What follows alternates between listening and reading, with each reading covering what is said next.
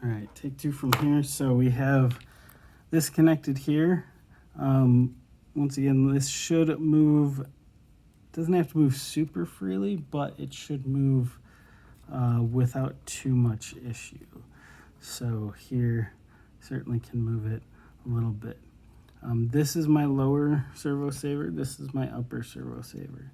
Now keep in mind that up and down doesn't matter a ton, but just to be safe, I probably would do it the same as is here. So this is the top. So the side that has the two screws here is the top, and that is the bottom. So we want the top like that. And then this is going to be the lower servo saver that we're going to put in here. And then the upper servo saver goes right here. So when we put it in, we should notice that it might hold if I turn it and say I'm just holding that. Probably not, but if it does, that's actually good. In fact, that might if I hold this, then that holds, and that's actually probably about right. It's not super tight, but that should work. Now I do want this to go in this direction because that's how the servo will be set up in this design. And then I want to put in my top and bottom screws here. So here's my top screw. It doesn't really matter whether I put the top or bottom in first, but those are my two screws. I may need to line it up. If it's not quite lined up, just make sure get it lined up. Now this is another one of those where I don't want it so tight that it doesn't move. If I have it so tight that it doesn't move, well, I need to make sure it's I loosen it up. So that's actually probably too loose, but kind of top. If I kind of look at it, that's actually probably good. I might try to tighten just a little bit more to see. Yeah, that's probably good. Let me tighten just a tiny bit more to see if that kind of restricts it too far.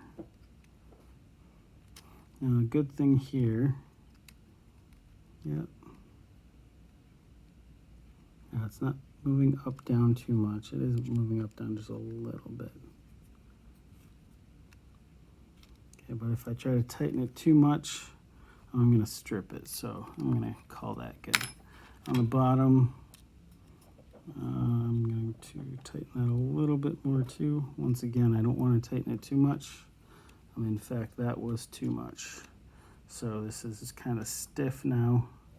So that's not what I want. So let's loosen it. There, that's pretty good. All right. So if I tighten, I see those will stick out a little bit. We'll see how it works.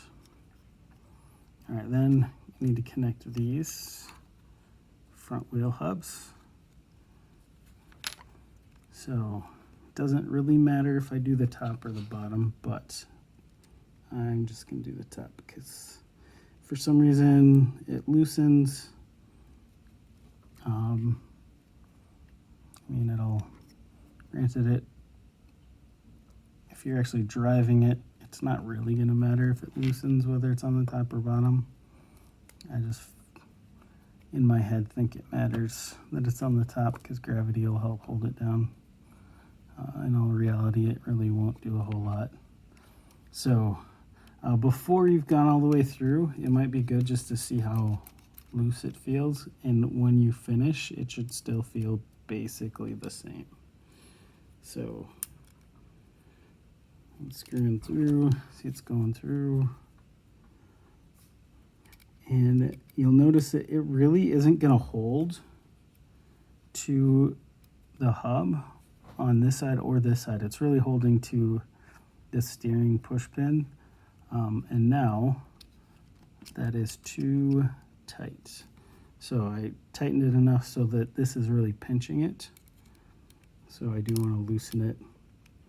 Let's see, a quarter turn, is that enough? It's probably okay. Let's do another quarter turn. There, that's good. So if it's too tight, maybe a half turn. And then here, same idea.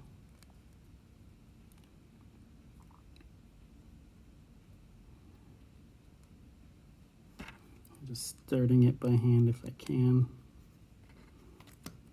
Sometimes it's easier to line up that way. But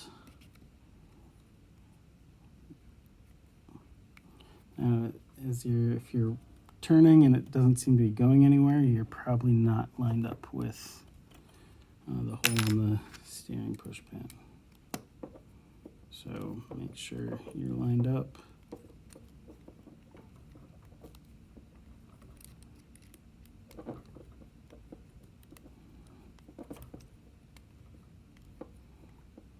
And if I keep tightening, notice there it got tight there, and this is not moving nearly as freely as it should.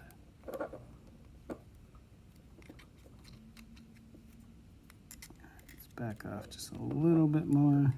There we go. Pretty good. All right. Now, last piece is getting this onto the chassis. So this goes backwards. This goes towards the back because the servo will be mounted here if you have one. And so if you have that servo holder, well, that would go here. Although it actually probably would go like that. The holes for the servo are there. Now, I haven't always found that this works perfectly, but should be able to line things up if you're using the servo.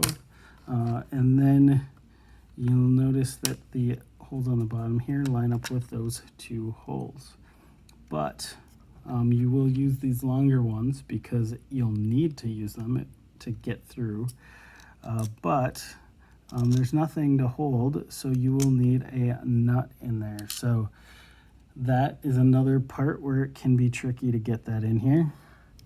So if you need to, you certainly, if you have a small pliers or maybe a tweezers or something, that can kind of help get this to fit in. Now, once again, with your colored ones, you probably can see the shapes better than I can here, but that should work like that.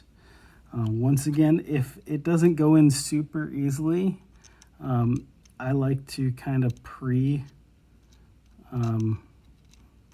the screw in because it'll pull that nut down into the right space, or at least you can help guide it to where it needs to be.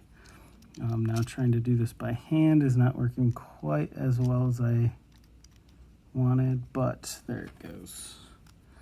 So once again, you're gonna have to undo this if you do this, but this is to pull that nut down if there's any extra plastic or other things in the way. Doing this and kind of tightening it a little bit helps pull that into the right place. And so I'm done there. Now, if I needed to on the other side, I would do that as well. I don't think I need to because I think these printed pretty well. Let's just see if that will go in without any issue.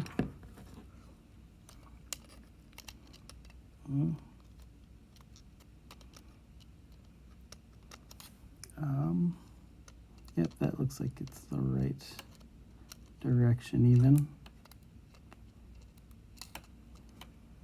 All right, so that looks like that's going to be okay. And remember that this goes in like that. May or may not be easier to kind of push that through first. In fact, one thing that I do sometimes, especially if that's loose, is, let's do this side, is push it through all the way and then kind of see how it sticks up. So once I pushed it through, if I pull it back out, like, see it kind of pops back. And so then this will go in that spot. So these are probably two of the hardest to line up, but whoa, I just lucked out there. Just kind of fell into place. So hopefully, now it may or may not be far enough down, and this is where kind of presetting it before trying to get it on the chassis can be helpful, because it makes sure that it's going to fit. Otherwise, if that doesn't fall down far enough, it's not going to hit the threads to be able to start pulling in. Looks like actually right now it's not quite. Oh, there it goes. So it may take a little bit of trial and error. In fact, a longer screw might be a little bit more helpful, but it will line up almost perfectly if you get it. Then got one more side. Let's see if I missed. There's my nut.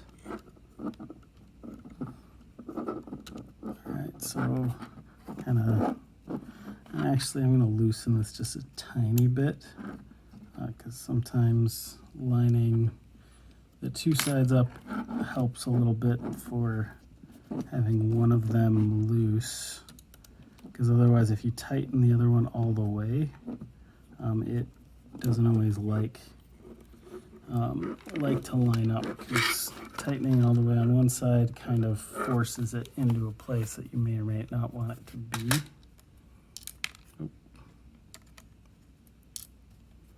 Hey, that worked out again. Once again, you might need a tweezers or needle nose pliers or something to kind of line it up where you need it to go.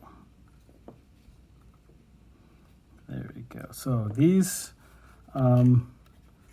now you don't need to tighten super hard, but actually if I let go of the chassis, okay, so it's not tightening any further. And that's actually pretty good. I'm gonna go just a tiny bit more, and then that's good. Okay, same thing on this one. That probably actually won't hold because I did loosen it.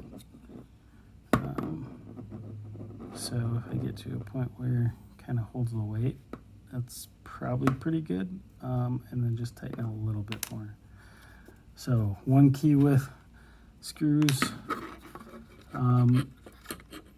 is not tightening it as far as you can. I mean, especially when we talked about this, not tightening as far as we can was kind of important.